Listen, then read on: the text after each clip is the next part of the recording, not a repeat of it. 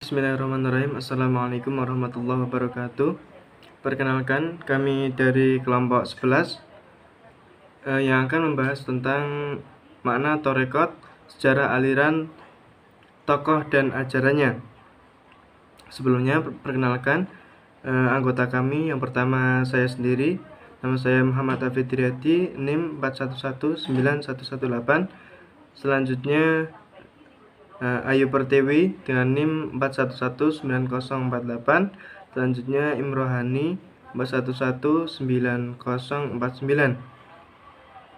Kemudian pembahasan yang pertama yaitu tentang makna Torekot. Torekot merupakan aliran dari tasawuf, akan tetapi bukan mistik atau klinik. Bahkan tasawufnya salafus sholih. Pada awalnya tarekat itu merupakan bentuk praktik ibadah yang diajarkan secara khusus kepada orang tertentu. Di dalam agama, tarekat menjadi transmisi nilai-nilai keagamaan di tengah masyarakat. Terdapat perbedaan kecenderungan jalan maupun pemikiran yang dipakai oleh para tokoh sufi. Kata tarekat secara harfiah berarti jalan, mengacu kepada suatu sistem latihan, meditasi, maupun amalan-amalan seperti muraqabah, zikir, wirid, dan sebagainya yang dihubungkan dengan sederet guru sufi. Tarekat juga berarti organisasi yang tumbuh seputar metode sufi yang khas. Menurut Al-Jurjani, Ali bin Muhammad bin Ali, tarekat ialah metode khusus yang dipakai oleh salik atau para penemu jalan menuju Allah Ta'ala melalui tahapan-tahapan atau maqamat. Menurut Syekh Muhammad Amin Al-Qurti, ada 3 macam definisi yang berturut-turut disebutkan.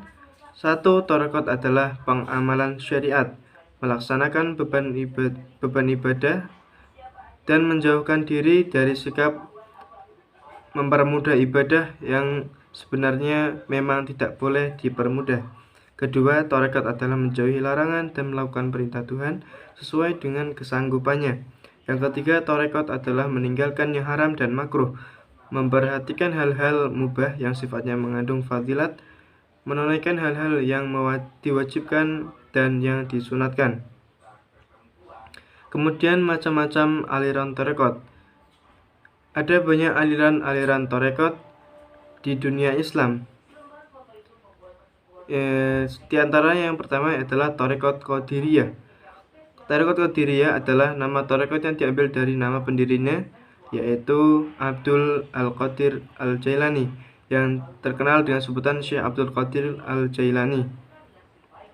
Tarekat ini menempati posisi yang amat penting dalam sejarah spiritualitas Islam karena tidak saja sebagai pelopor lahirnya organisasi tarekat, tetapi juga cikal bakal munculnya berbagai cabang tarekat di dunia Islam.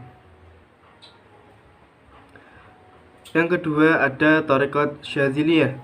Tarekat Syadziliyah tak dapat dilepaskan hubungannya dengan pendirinya, yaitu Abu Hasan Asyadzili.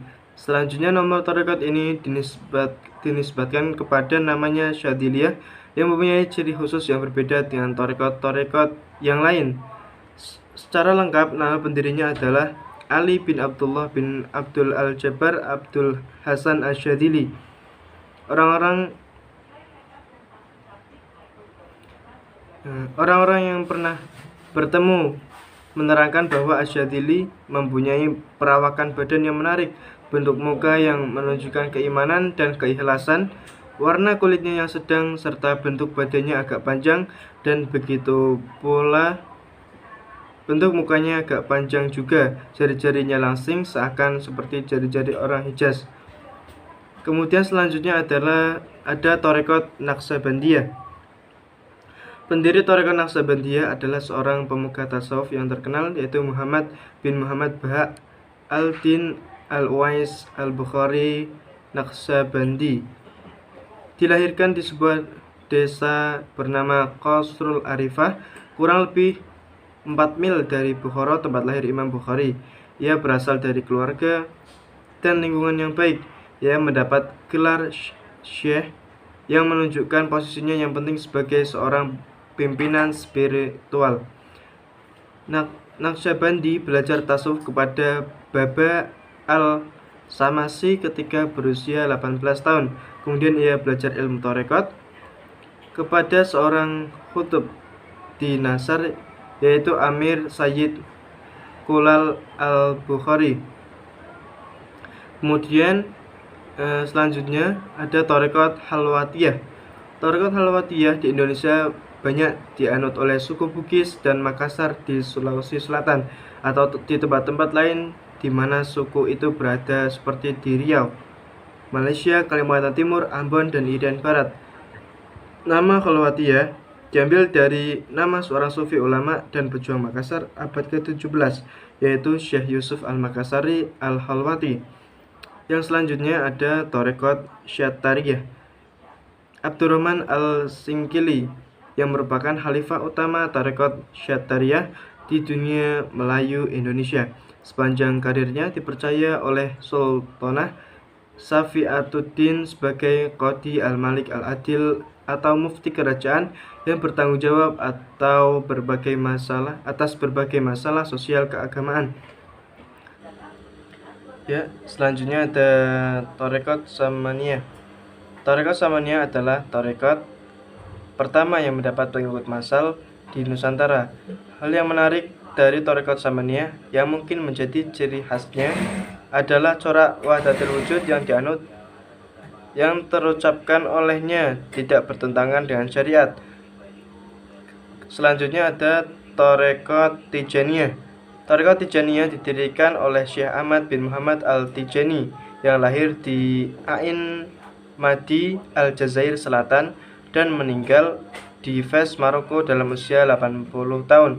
Syekh Ahmad Tijani diyakini oleh kaum Tijaniyah sebagai wali agung yang memiliki derajat tertinggi dan memiliki banyak keramat karena didukung oleh faktor genealogis, tradisi keluarga, dan proses penempaan dirinya. Selanjutnya yang terakhir ada tarekat Qadiriyah wa Naqsabandiyah. Tarekat Qadiriyah Naqsabandiyah ialah sebuah tarekat gabungan dari tarekat Qadiriyah dan tarekat Naqsabandiyah. Tarekat ini didirikan oleh Syekh Ahmad bin Khatib Sambas yang dikenal sebagai penulis kitab Fath al-Arifin. Sambas adalah nama sebuah kota di sebelah utara Pontianak, Kalimantan Barat. Syekh Naqib Al-Atos mengatakan bahwa tarekat Qadiriyah wa Naqsabandiyah tampil sebagai sebuah tarekat gabungan karena Syekh Sambas adalah seorang syekh dari kedua tarekat dan mengajarkannya dalam satu versi, yaitu mengajarkan dua jenis zikir sekaligus, yaitu zikir yang dibaca dengan keras atau jahar dalam tarekat Qadiriyah dan tarekat yang dilakukan di dalam hati atau khafi dalam tarekat Naqsabandiyah.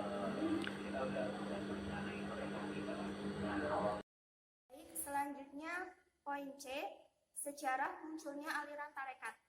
Pada abad ke-5 Hijriah atau 13 Masehi, berulang muncul tarekat sebagai kelanjutan kegiatan kaum sufi sebelumnya. Hal ini dihitung dengan setiap silsilah tarekat selalu melayani dengan nama pendiri atau tokoh sufi yang lahir pada abad itu. Menurut Hamka, tarekat yang pertama kali muncul adalah tarekat Taifuriyah pada abad ke-9 Masehi di Persia sebagai suatu lembaga pengajaran tasawuf. Tarekat tersebut dinasabkan kepada Abu Yazid Al-Bustami karena pahamnya ini bersumber dari ajaran Abu Yazid. Nah, sejarah Islam menunjukkan bahwa tarekat-tarekat sejak bermunculan pada abad ke-12, abad ke-6 Hijriah mengalami perkembangan pesat. Tarekat-tarekat tampak memegang peran yang cukup besar dalam menjaga eksistensi dan ketahanan umat Islam. Setelah mereka dilabrak secara mengerikan oleh gelombang-gelombang serbuan tentara Tatar, kota Baghdad ini dimusnahkan tentara Tatar itu pada 1258 Masehi. Yang keempat, ada ajaran-ajaran tarekat. Tarekat memiliki dua ajaran. Yang pertama, ajaran yang bersifat umum dan ajaran yang bersifat khusus.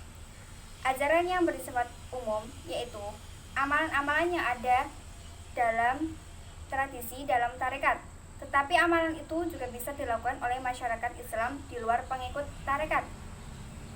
Yang kedua, ajaran yang bersifat khusus, yaitu amalan yang benar-benar harus dilaksanakan pengikut sebuah tarekat dan tidak boleh diamalkan orang di luar tarekat atau pengikut lain. Amalan khusus ini bisa dilakukan secara individual, fardiyah, maupun secara kolektif atau jamaah. Yang pertama, baiat.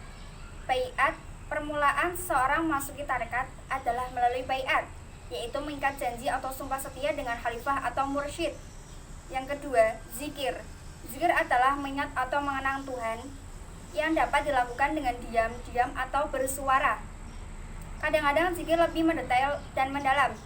Zikir sering dilaksanakan sampai kesadaran pelaku hilang atau dia pingsan karena kelelahan. Kemudian ada peran tarekat, itu poin terakhir. Dalam sejarahnya yang panjang, tasawuf dalam artian khusus tarekat ternyata telah mampu bertahan dan tetap survive di tengah-tengah bingar-bingarnya dunia yang semakin global. Tarekat senantiasa memiliki tanggung jawab tidak hanya individual, namun juga sosial yang tinggi. Tarekat hadir di tengah umat pada saat-saat kritis. Pertama, ia muncul sebagai ajaran yang mampu menyerap unsur-unsur asli kebudayaan setempat, sehingga Islam mudah diterima oleh penduduk Nusantara. Yang kedua, tarekat dalam perkembangannya telah melakukan penyesuaian-penyesuaian dengan kultur setempat dan pemikiran-pemikiran baru, sehingga para pengikutnya mudah beradaptasi. Yang ketiga, tarekat telah tampil sebagai alat pemersatu untuk mengusir penjajah dan dominasi kebudayaan barat. Baik, cukup sekian presentasi dari kelompok kami. Terima kasih. Mohon maaf apabila terdapat kekurangan dan kesalahan dalam bertutur kata. Wassalamualaikum warahmatullahi wabarakatuh.